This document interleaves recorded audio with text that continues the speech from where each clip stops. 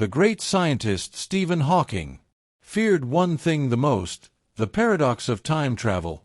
He worried that, if, in the future, a time traveler were to come into our era, it could destroy our world. Hawking believed that time travel was indeed possible, and that one could, theoretically, travel into the past, present, and future. But according to him, traveling into the past could be extremely dangerous for the very existence of the universe itself. He explained that, even if someone went just 1 minute into the past, it could put the entire world in danger. Now, you may ask, what could really happen if someone went just 1 minute back in time? To explain this, Hawking gave an example. Imagine a crazy scientist experimenting with time travel. He wants to know what would happen if he goes into the past and interferes with events. Would it affect the present? Eventually, this scientist builds a time machine that allows him to go exactly 1 minute into the past. So, he travels back 1 minute and sees himself, and then he shoots and kills his past self. Now the question arises, what effect would this have on the present? The effect is this: in the present, the scientist would already be dead 1 minute before he even traveled. But then another question comes up: who killed him? You may say, he killed himself by going back 1 minute. But then again, if he was already dead 1 minute before, how could he ever use the time machine? If he never traveled, then how could he go back and shoot himself? And if he didn't shoot himself, then how did he die? So, who killed him? This is the time travel paradox that Stephen Hawking warned us about. Friends, our universe works on certain principles. The universe has its own laws, and those laws cannot be broken. For any event to happen in the universe, there must always be a cause. Without a cause, no event can ever occur. In the same way, traveling into the past and trying to change things is impossible, because if we could alter the past, we would be breaking the very laws of the universe. And the universe simply does not allow its laws to be broken. If such a thing were possible, the very existence of our world would be in danger. Now, let's go back to our previous question. Who killed that crazy scientist in the time travel paradox? In this scenario, one thing becomes clear. The scientist did die, which means the effect exists. But the cause of that death is undefined. And as I told you earlier, the law of the universe is that, for any effect, there must be a cause. This is called a causal defect. Traveling back in time can create an effect, but its cause disappears. This is very similar to the famous grandfather paradox.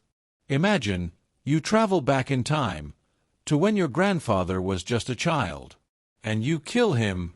Now, you have created an effect without a cause. If your grandfather died in childhood, then your father would never be born. And if your father never existed, how could you possibly exist? And if you never existed, then who was it that killed your grandfather in the first place? Confusing, isn't it?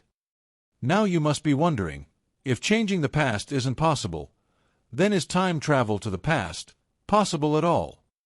Well, this exact question troubled Stephen Hawking too. And to find the answer, he once conducted a very unusual experiment. Hawking actually organized a party, but not just any party. It was a party meant only for time travelers from the future. Here's how the experiment went. He arranged food and drinks, set the table, and decided the party would start exactly at 12 o'clock. But here's the twist. Hawking did not send out the invitations before the party. He only planned to send them after the party was already over. As the clock ticked closer to midnight, Hawking's eyes were fixed on the door. He waited, expecting time travelers to walk in. But when the clock struck 12, nobody came. The party ended in complete silence. Afterward, Hawking sent out the invitations, sharing them on the internet and in publications. Those invitations are still circulating today. You can even see one on your screen now, which shows the coordinates, the date, and the time of the party in the past. So, if you ever gain the ability to travel back in time, the great scientist Stephen Hawking is waiting for you. You could attend his party. But wait, are you actually thinking about going to Hawking's party?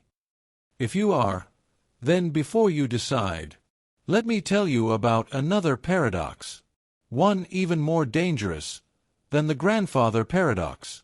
The grandfather paradox shows that going back into the past may not be possible at all. Even if we did manage to travel back, we wouldn't be able to change anything.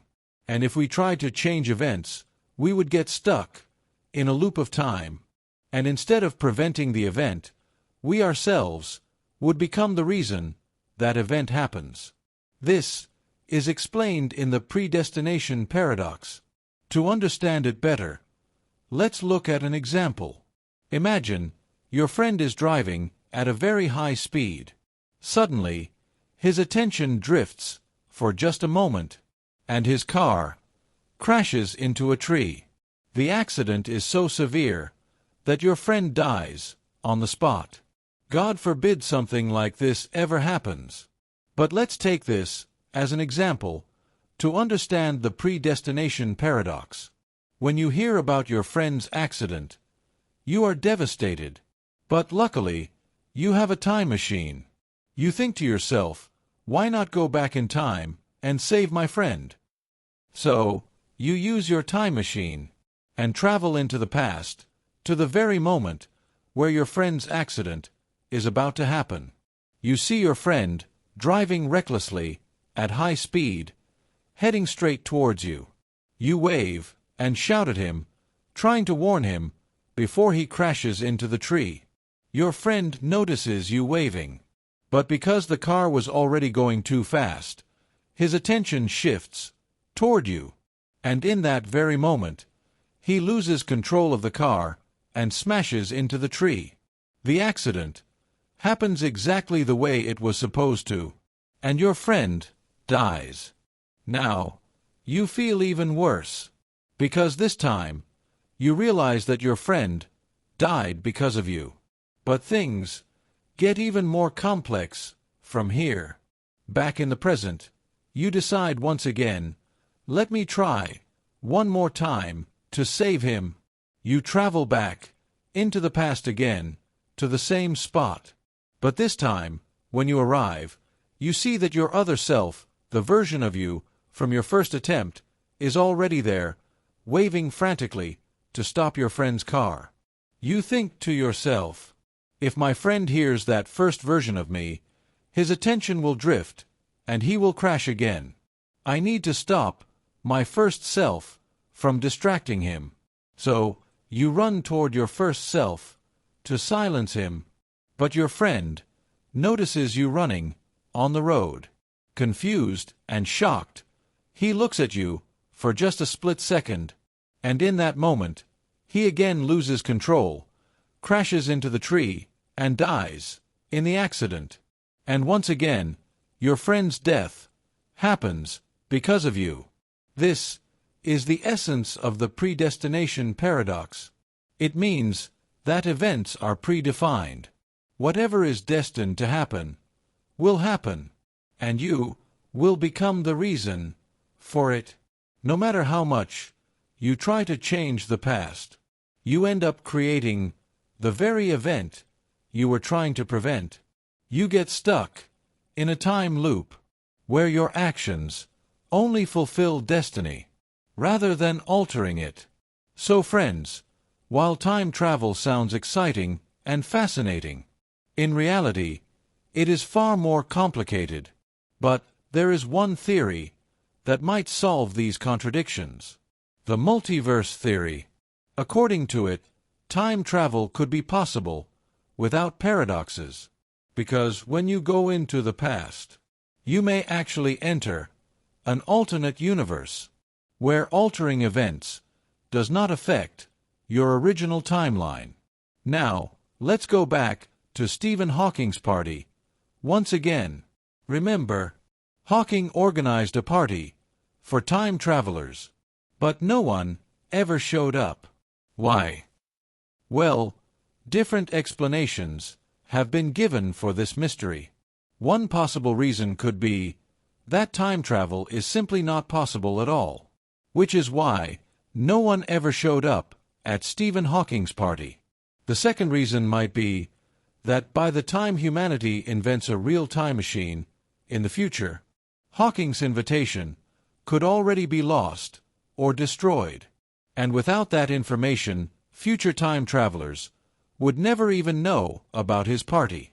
The third reason could be that maybe humans don't survive long enough into the future. Perhaps humanity is wiped out by a natural disaster or a world war before ever having the chance to build a time machine. The fourth possibility is that maybe a time machine can only travel forward into the future and not backward into the past, which means going to Hawking's party would be impossible.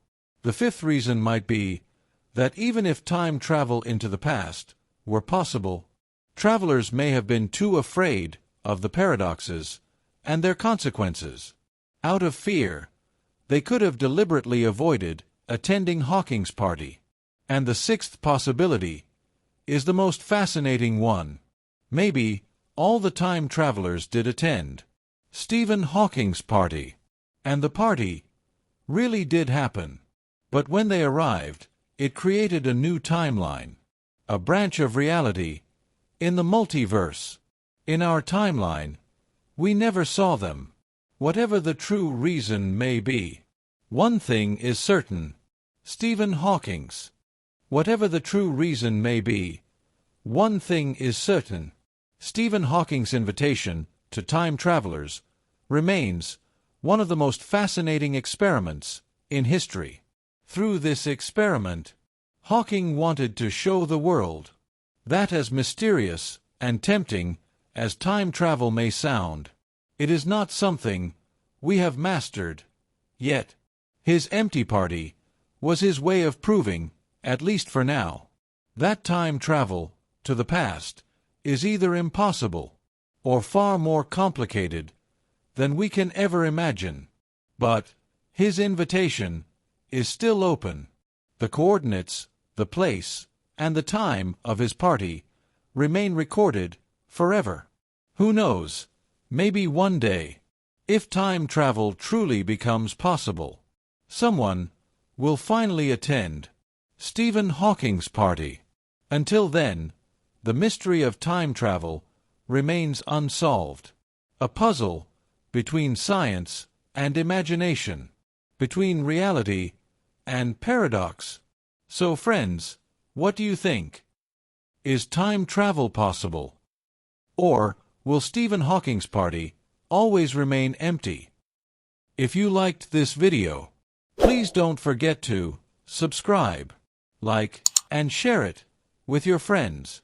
Your support really helps us bring more amazing stories to you.